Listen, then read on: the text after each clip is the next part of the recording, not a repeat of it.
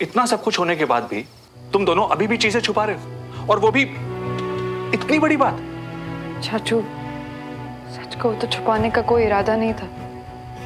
हम दोनों ने सोचा ही था कि शादी के पहले हम आप सबको सब कुछ बता देंगे, लेकिन उसके पहले ही आप लोगों को। श्रवण, तुम्हारे पास इतने पैसे आए कहाँ से? तुम्हारे मम्मी पापा भी यही पूछेंगे। और तुमने घर सुमन के नाम खरीद लिया। तो मैं क्या करता आंटी? सुमन और उसकी फैमिली को उसी के घर से निकाले जाते देखता। प्यार का मतलब अच्छे वक्त में हाथ पकड़ना नहीं, बुरे वक्त में हाथ थामना होता है।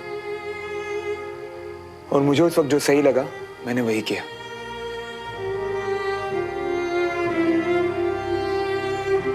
हाँ, मैं मानता हूं मुझे ये बात मम्मी पापा से और आप लोगों से नहीं छुपानी चाहिए थी, पर उस टाइम मेरी प्रायोरिटी सिर्फ सुमन थी। मैं सुमन की आंखों में आंसू नहीं देख सकता।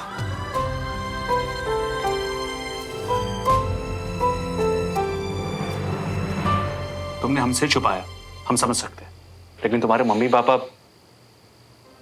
अंकल आप बिल्कुल चिंता मत करिए, उन्हें मैं मना लूंगा। नहीं, हम उन्हें ऐसे अंधेरे में रख ही नहीं सकते। श्रवण, मेरी एक बात हमेशा याद रखना, झूठ की बुनियाद पर ना रिश्ते टिकते हैं ना घर बनते हैं। तो हम सबको उनसे बात करनी होगी। हाँ पर ठीक है, अभी बाहर चल के मेहमानों को देखते हैं।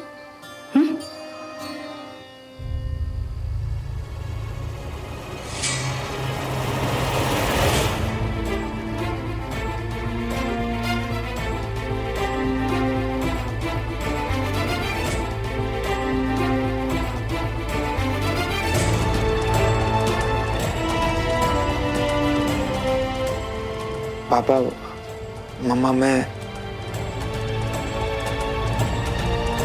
आप लोगों को ये बात बताने ही वाला था। हाँ, अरे घर के सारे लोगों ने यहाँ महफिल जमा ली है। वहाँ मेहमान कब से सारे घर वालों का इंतजार कर रहे हैं। बंटी सही कह रहा है, मेहमान हमारा इंतजार कर रहे हैं, हमें चलना चाहिए। चलिए।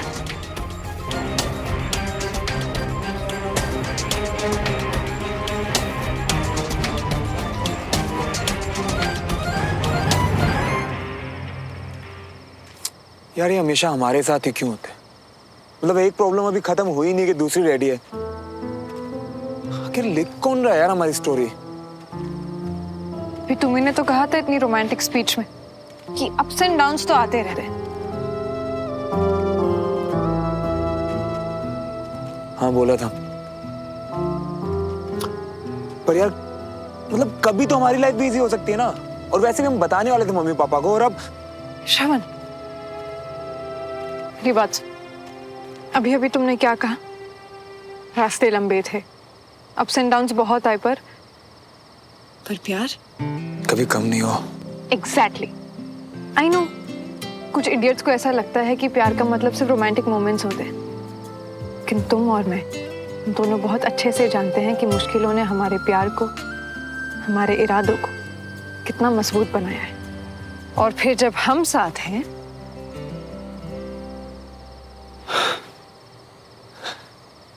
तो कुछ भी इम्पॉसिबल नहीं।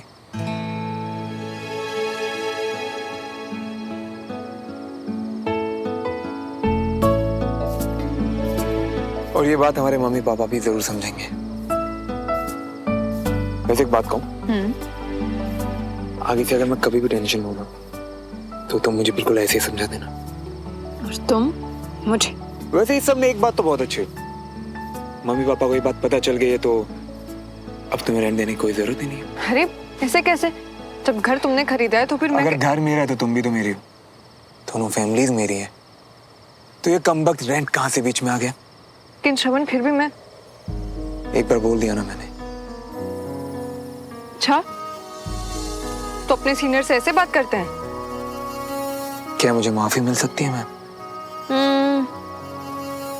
सजा मिलेगी, ये हाथ जिंदगी भर पकड़ने की। सजा मंजूर है।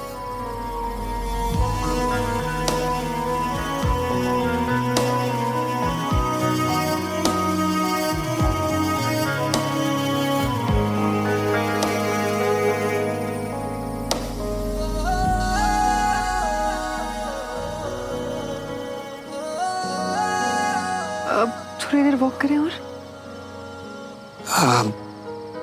चलिए।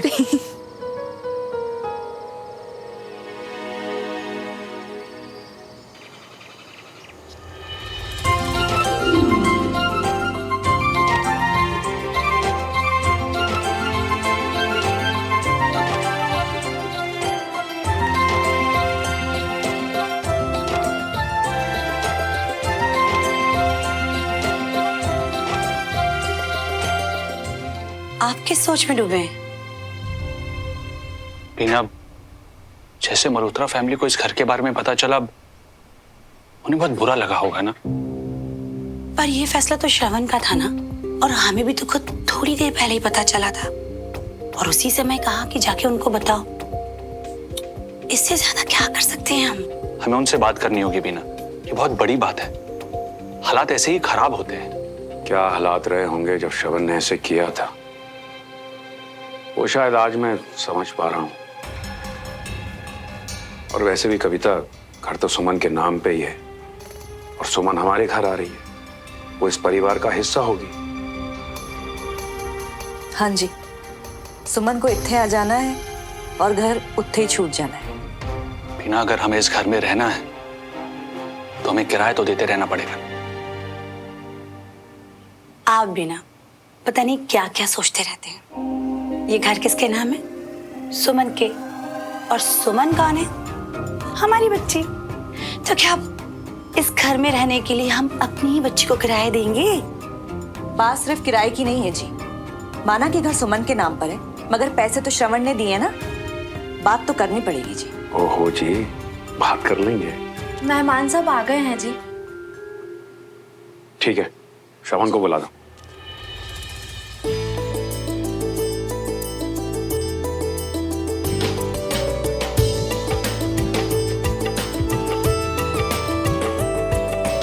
भाभी, अपना बीबा मुंडा वैसे भी इतना अमेजिंग है, लेकिन हल्दी लगाने के बाद और भी सोना लग रहा है। और नहीं तो क्या, अपनी सोनी माँ पर जो गया है मेरा पुत्र। हाँ जी बिल्कुल, हम तो यहीं बैठे रहेंगे, सारा क्रेडिट आप ही ले लीजिए। अरे मियां, हल्दी लगाने का सबसे पहला हक तो तुम्हारे दोस्त बहन का है। अवनी,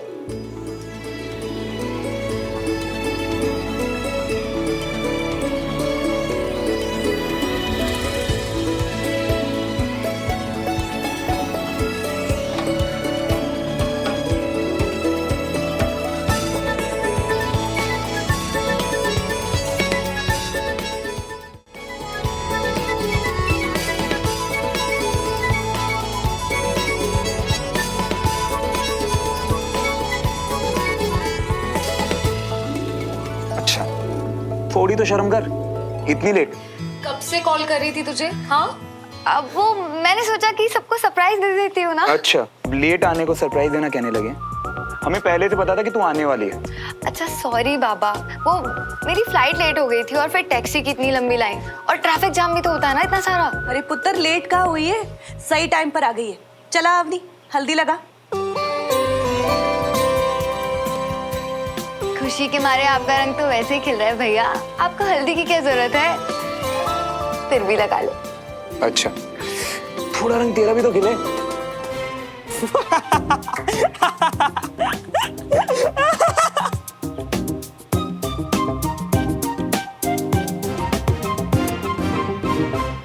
अरे मियां, देखो कैसे खिले हुए सूरजमुखी लग रही हो। लाओ, हम भी।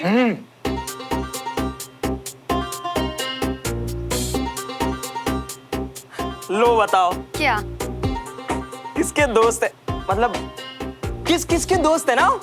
सुमन की भी तो हम ही दोस्त है। तो ऐसा करते हैं, हम सबसे पहले ना सुमन को हल्दी लगवा के आते हैं, है ना? क्योंकि क्या है ना, हमारा मानना है कि लेडीज फर्स्ट। अच्छा चल, मैं भी चलती हूँ। हाँ हाँ, लेडीज फर्स्ट।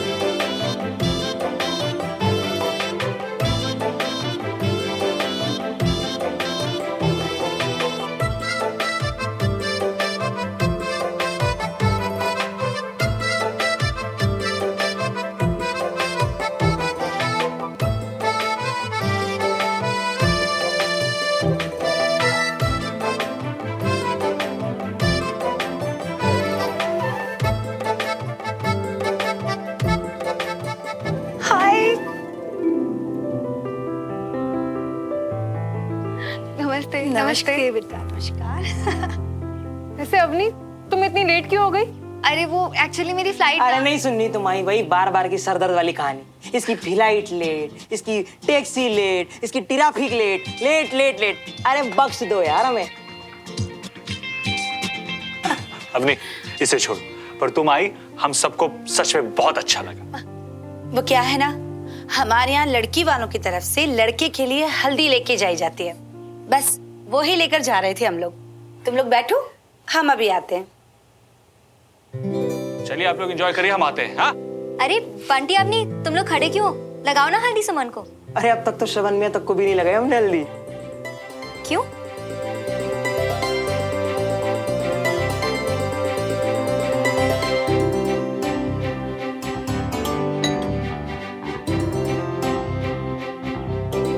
नमस्कार। नमस्कार नमस्कार, आइए आइए रमेश जी। नमस्कार। कैसे हैं? कैसे हो बेटा? हमारे यहाँ रस्म है कि लड़की वालों के घर से लड़के के लिए हल्दी आती है। ये श्रवण के लिए, इसे थोड़ी सी लगा दीजिएगा आशीर्वाद के लिए। अब दूल्हे के लिए हल्दी ले आए और हम सीधा दुल्हन को ही लेकर आ गए। आइए।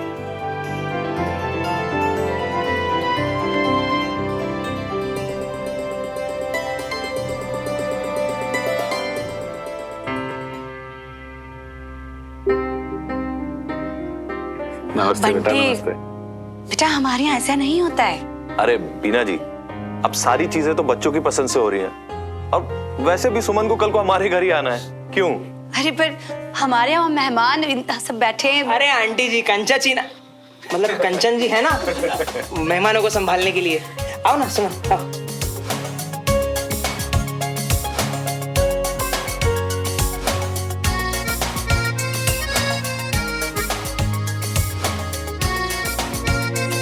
सुनो,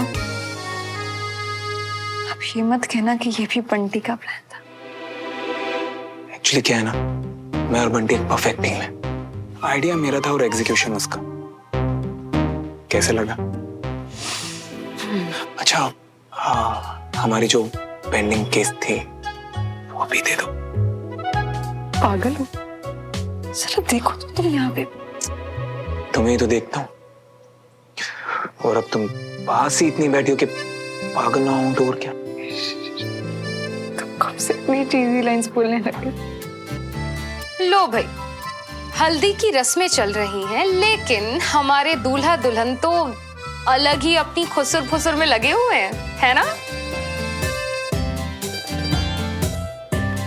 भाभी? हाँ।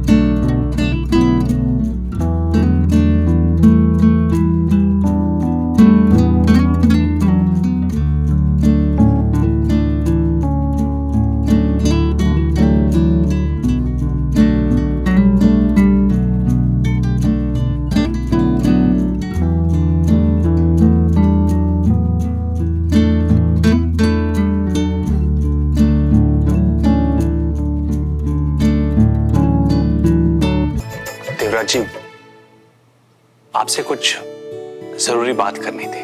हाँ आइए ना, कमरे में आइए, बात करते हैं।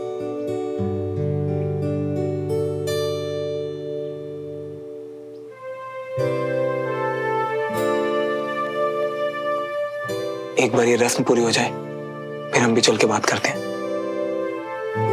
तुम देखना, सब कुछ ठीक हो जाएगा। बहुत खुशनसीब है देवराज भाई साहब कि हमारे परिवार की खुशियां वापस लौट आई हैं। अब आगे कोई गलतफहमी ना हो, इसलिए बात करना जरूरी था। रमेश जी, हमारे हिस्से की सारी मुश्किलें अब पीछे कट गई हैं। अब देखना, सब अच्छा ही अच्छा होगा।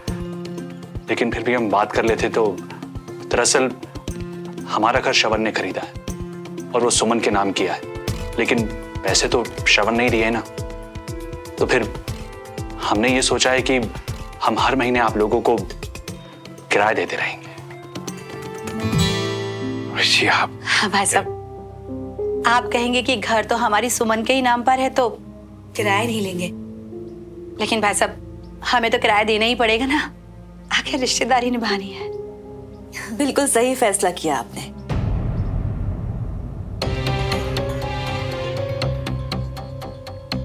देखिए, अब श्रवण हो या सुमन, बच्चे तो हमारे ही है ना, तो घर की बात हुई।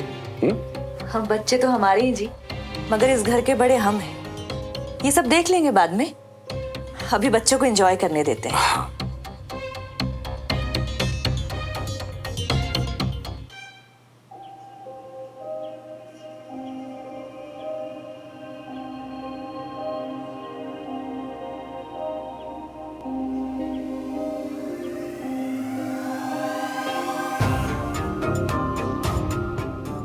पापा, आपसे कुछ बात करनी है। हाय मेरा पुत्र, कितनी चिंता करता है तू? हाँ, सब ठीक है। तेरे पापा मम्मी है ना, हमें सब संभाल लेना है। तू बस अपना ब्याह एंजॉय कर।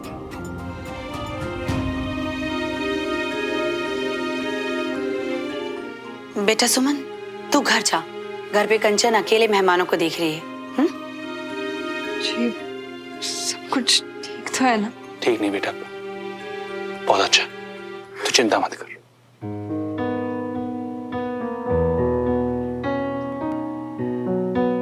मैंने कहा था ना श्रवण, सब कुछ ठीक हो जाएगा। आई नो, तुमने कहा था कि सब ठीक होगा।